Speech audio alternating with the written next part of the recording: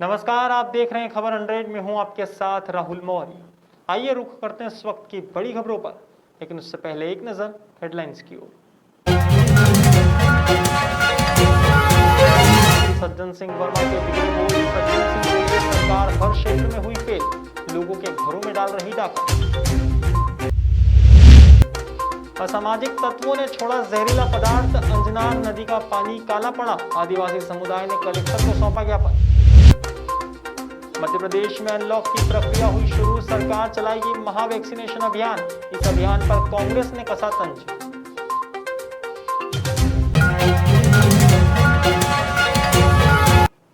हाल ही में कांग्रेस के वरिष्ठ नेता और पूर्व कैबिनेट मंत्री सज्जन सिंह वर्मा ने भाजपा पर जमकर हमला बोला है।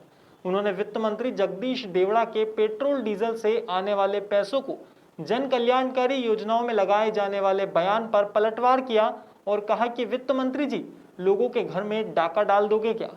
अगर जनता की जेब पर ही डाका डालकर सरकार चलाना है तो बच्चा भी सरकार चला लेगा। वहीं महा वैक्सीनेशन अभियान के जरिए लोगों को जागरूक करने पर भी सज्जन सिंह वर्मा के बोल बिगड़ते दिखे। उन्होंने कहा कि शिवराज सिंह तुम्हारे मंत्री अभी तक क्या रजाई लपेट कर तुम्हारे बोलने का इंतजार कर रहे थे? सुनिए उनका ये बयान। ये कफन चोर एक दिन वतन बेच देंगे। भगवान राम को तो बेच दिया, पता नहीं कब अयोध्या में उसका आशियाना बेच देंगे। तो मेरा ये कहना है कि यदि ईमानदार हो तो एक काम करो कि वर्तमान सुप्रीम कोर्ट के जज की अध्यक्षता में इस जमीन घोटाले की जांच करा दीजिए। दूध का दूध, पानी का पानी हो जाएगा, कोई आस्था को ठेस नहीं पहुंचेगी। हम तो इसलिए लड़ रहे हैं कि 14,000 करोड़ का 1400 करोड़ का घपला जब राम शिलाएं बीजेपी के लोग लेके निकले थे, 1400 करोड़ उस जमाने के हिसाब नहीं दिया, तो इस बार तो अरबों खरबों रुपया आया है। क्यों डाका डाल रहे हो? लोगों की भावनाओं पे, आस्थाओं पे भी डाका डाल रहे हो और उस मेहनत की कमाई पे भी आस्था डाल रहे हो। तो यदि नरेंद्र मोदी ईमानदार है, योगी ईमानदार है, तो एक सुप्रीम कोर्ट के वर्तमान जज की अध्यक्षता में एक कमेटी बना के जांच कमेटी बना। बदलते वक्त के साथ शादियों में भी अलग अलग स्टाइल और ट्रेंड देखने को मिलता है। इन दिनों शादी से पहले प्री वेडिंग शूट का काफी चलन हो गया है, लेकिन इसी बीच इंदौर में रहने वाले एक परिवार ने प्री वेडिंग शूट के बजाय प्री वेडिंग सेवा दिवस मनाया है। दरअसल बंग और झंवर परिवार के बच्चे शादी के बंधन में बंधने वाले हैं। ऐसे में प्री वेडिंग शूट को बढ़ावा न देते हुए प्री वेडिंग सेवा दिवस को बढ़ावा दिया गया है। दोनों परिवारों ने मिलकर दशरथ सेवा आश्रम में प्री वेडिंग सेवा दिवस मनाया और विवाह की शुरुआत की।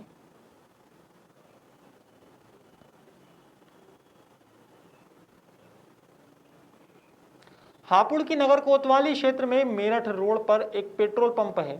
यहां पर काम करने वाले कर्मचारी लोगों की जेब पर दिन दहाड़े चूना लगा रहे हैं। दरअसल पेट्रोल पंप पर पेट्रोल के नाम पर चूना लगाया जा रहा है। हाल ही में एक मामला सामने आया जिसमें एक व्यक्ति ने अपनी बाइक में 100 रुपए का पेट्रोल डलवाया, लेकिन फिर भी गाड़ी स्टार्ट नहीं हुई। इस पर युवक ने पेट्रोल पंप कर्मचारी से बात की तो पेट्रोल पंप कर्मचारी आग बबूला हो गए और युवक की पिटाई कर दी। अब पीड़ित ने पेट्रोल पंप और कर्मचारी के खिलाफ शिकायत दर्ज कराई है और कार्यवाही की मांग की है। ऐसे में अब देखना होगा कि प्रशासन पेट्रोल पंप संचालक सहित कर्मचारियों पर क्या कार्यवाही करता है।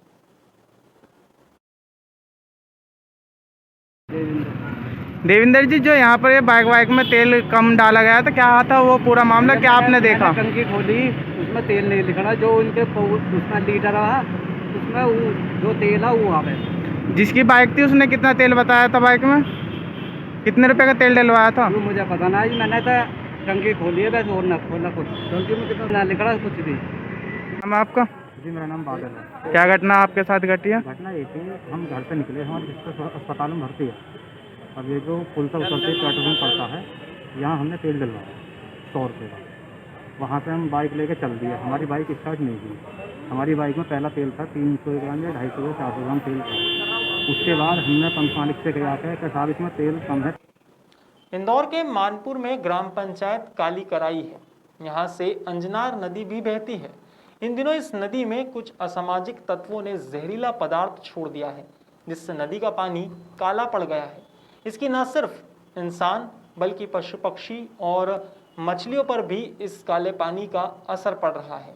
अब ऐसे में आदिवासी समुदाय ने कलेक्टर मनीष सिंह को एक ज्ञापन सौंपा है और आरोपियों के खिलाफ कार्यवाही की मांग की है। साथ ही पेयजल की सुविधा भी उपलब्ध कराने को कहा है। कहीं उचित जगह ले जाकर नष्ट किया जाए और वहाँ के जो पानी के शुद्धिकरण के जो भी उपाय है पूर्ण रूप से जो और अतिशीघ्र किए जाए। जैस और अन्य आदिवासी समाज संगठन के सभी संगठन यहाँ इसलिए आए हैं। मानपुर क्षेत्र के काली किराए की ग्राम पंचायत काली किराए का फूड तालाब पे निजी ज़मीन पे सुशीलाबाई बाबूलाल राठौर के द्वारा लाखों गैलन लीटर जहरीला केमिकल डाला गया और वन भूमि में भी डाला गया, जिससे पेड़ पौधे सागवान के झाड़ भी मर गए। उसके बाद बरसाती पानी आने की वजह से वो पानी अजनार नदी में और ग्राम मली में आया। मली में आने के बाद वहाँ की नदी में मिलने से मछलियाँ, केकड़े, बकरियाँ, गाय आदि मर चुकी और ये प्रदूषण का पानी वहाँ बहते जा रहा है। अभी 40 किलोमीटर तक आगे बढ़ गया है, अजनार नदी से कारम नदी तक पहुँचा है। और पिछली बार भी प्रशासन और शासन इनको मुख्य आरोपियों को बचाने का प्रयास कर रही है, क्योंकि कैबिनेट मिनिस्टर और मऊ की विधायक उषा ठाकुर जी वहाँ आई थी। उन्होंने कोई जांच की बात न करते हुए सिर्फ ये बोला कि ये 300 फीट कुआं खोदा और आदिवासियों को पानी जाए और आदिवासियों को विचित्र जगहों पर रहने वाली अच्छी असभ्य बात बोली, जो अभद्र बात से बात बोली आदिवासियों को, जिन आदिवासियों का वो नेतृत्व करती है, उनके मतों से जीत कर आई है। लॉकडाउन के बाद अब अनलॉक की प्रक्रिया पूरे प्रदेश में शुरू हो गई है। ऐसे में स्वास्थ्य विभाग का पूरा जोर अब वैक्सीनेशन की ओर है।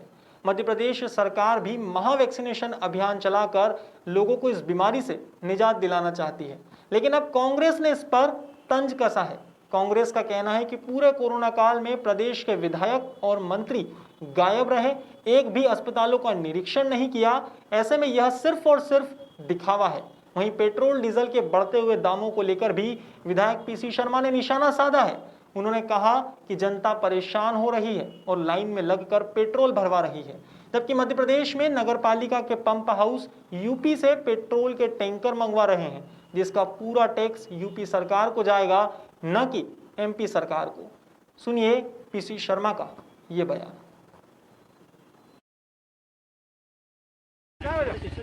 मैं अभी नेहरू कॉलोनी से आ रहा हूँ। नगर निगम के ही एम्प्लॉई हैं, वो 6 मकान निश्चित तौर पर जर्जर हैं। हम बहुत दिन से कह रहे हैं इनको व्यवस्थापन करो। अब कम्युनिटी हॉल में उसका व्यवस्थापन करेंगे, ये कोई तुक होती है क्या भाई? ये लोग सेवा करते हैं नगर निगम में, इनको नगर निगम दे सकती है 6 मकान कहीं पे भी। जो मकान प्रधानमंत्री योजना में बने हैं PMRY में, तो वो उनको दिए जाएँ 6 मकान, कोई बहुत 100 भी नहीं है। और इस समय आज 16 तारीख है, 15 तक ये सब चीज़ें पहले कर लेना चाहिए। इसमें एक तो हो गया लेट, अभी वहाँ से आ रहे हैं, हम रुकवा के आ रहे हैं। उन्होंने कहा 2 दिन का हम इसमें उन्हें समय मांगा, वहाँ के रहवासियों ने वो दिया है। लेकिन मेरी मांग ये है कमिश्नर संभाग यावत जी से भी और नगर निगम के जो आयुक्त हैं उनसे भी, कि इनकी 6 लोगों की व्यवस्था कर दो कम्युनिटी हॉल। हाल ही में इंदौर के बेटवा से एक पारिवारिक विवाद का मामला सामने आया है। यहाँ विजय शर्मा और उनकी पत्नी माया शर्मा का पिछले 10 सालों से विवाद चल रहा है। ऐसे में वे पत्नी से अलग रह रहे हैं और भरण पोषण के लिए 5,000 रुपये महीना दे रहे हैं, लेकिन बावजूद इसके पत्नी माया न सिर्फ विजय बल्कि उसके माता पिता को भी परेशान करती रहती है। इतना ही नहीं, लड़के के मामा देवकी नंदन शर्मा पर भी झूठा केस दर्ज कराया है। अब ऐसे में सालों से परेशान पूरे परिवार ने DIG को एक आवेदन दिया है और इस मामले में निष्पक्ष जांच की मांग की है।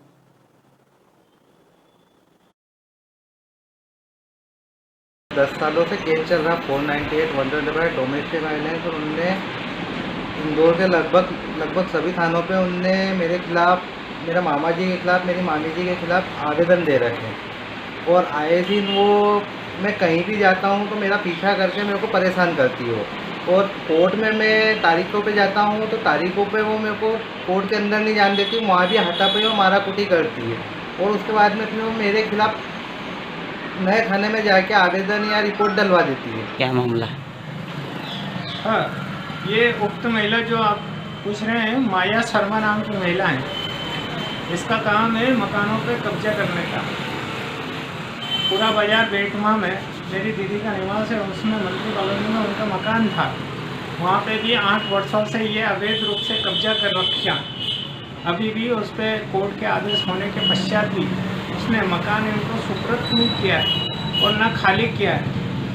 वो मेरे को एक साड़ी से घर से निकाल दिया, ताला लगा तोड़ के, और मेरे को कपड़े लेने नहीं दिया। हम जाने लगे तो घासलेट कूद के मरने लगी। मेरा पति जाने लगे तो पेटीकोट ब्लाउज में खड़ी हो गई और हमको अंदर नहीं जान दिया। 8 साल से हम बाहर फिर रहे हैं, ना हमारे को रहने को जगह, ना खाने को। फिलहाल खबरों में इतना ही, लेकिन खबरों का सिलसिला जारी रहेगा। आप देखते रहिए खबर 100, जनता की बुलंद आवाज।